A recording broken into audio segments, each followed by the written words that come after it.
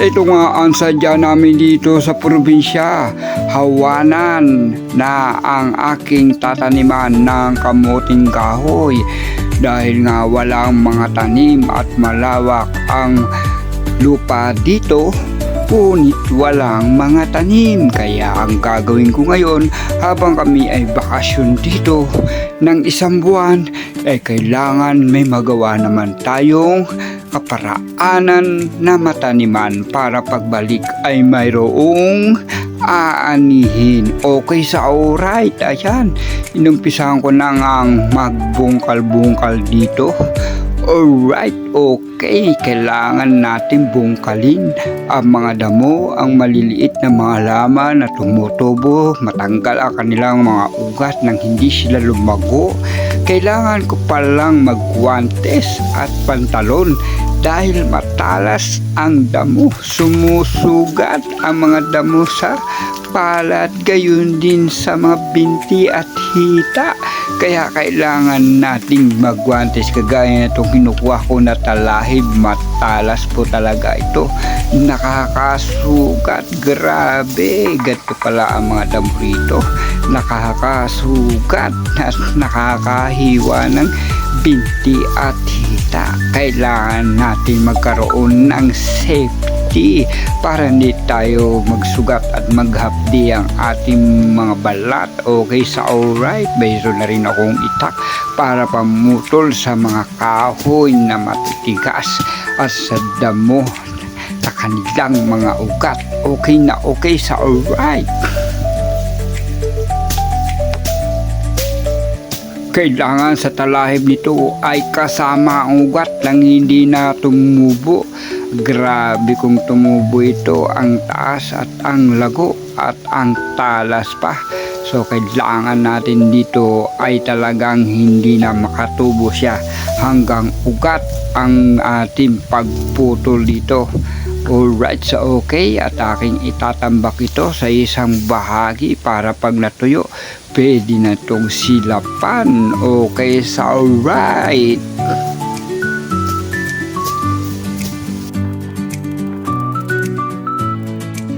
At ayan na nga, binisita na ni tatay ang aking paghahawan dito sa likod ng aming kubo. Ito nga pala ay hindi pantay na lupa, medyo pababa, kaya ang pagtanim namin dito ay talagang nakaslide. Magandang tingnan pag tumubo. Alright na alright sa okay. Ayan na, tinignan niya na kung gaano na kalawak ang aking nahawan sa kagubatan na ito. Ito nga pala nangyari, nagbukas na. Nawala na yung mga tanim ng mga halaman at ang mga damo at lumabas na nga ang lupa. Nagulat siya ngayon at aking nagawa kahit ako lang mag-isa ay ising-isi at kayang-kaya yan basta may gamit, no problem. Okay sa alright. Ganyan ang kailangan ko, medyo mahangin para medyo presko. Ayan, okay sa alright yan, basta mahangin, no problem. Hindi ka madaling mapapagod dahil sa ginhawang nararanasan. Okay, good. At eto nga, nakakadalawang araw na ako sa paghahawan dito. Hindi rin biro pala ang paghahawan dito sa masukal na bahagi ng bundok na ito. Kaya kailangan talaga dito ang tiyaga at pagtitiis. Ngunit pag ikaw naman ay nakapagtanim na at nakita mo nang lumalago at nararamdaman mo na sa paglago ay may tutubo ng bunga, at pagkatapos ng may bunga at sa tamang panahon ay pwede mo nang anihin. Okay sa alright. Tiyak tanggal ang iyong pagod dito kapag meron ka ng maani. Kaya tuloy-tuloy lang, huwag bibitaw, huwag titigilan. Okay sa alright.